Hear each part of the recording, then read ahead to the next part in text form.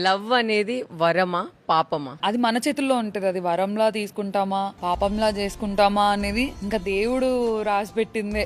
కొంతమంది కలుస్తారు, విడిపోతారు, అది పాపం అనిపిస్తుంది. కొంతమంది అసలు 15 years 16 years లవ్ లో ఉంటారు, అది వాళ్ళకి వరమే. మన చేతుల్లో ఉంటది ఏదైనా అనేది నేను నమ్ముతా. మనం జాగ్రత్తగా కాపాడుకోవాలి. మనం కాపాడదాము అని చూసినా కూడా మనల్ని వదిలించుకోవాలి అని ట్రై చేస్తూ ఉంటారు. వదిలేయడమే కరెక్ట్.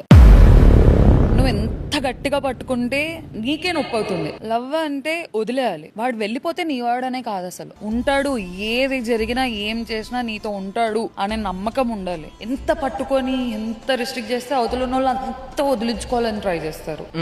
అది కామన్. ఇప్పుడు ఇంట్లో కూడా మమ్మీ వాళ్ళు స్ట్రిక్ట్ గా ఉండే పిల్లలే ఎక్కువ ఫ్రీడమ్ కోసం చేస్తారు. అవును, అది రిలేషన్షిప్ లో అయినా కూడా అంతే, ఫ్రెండ్షిప్ అయినా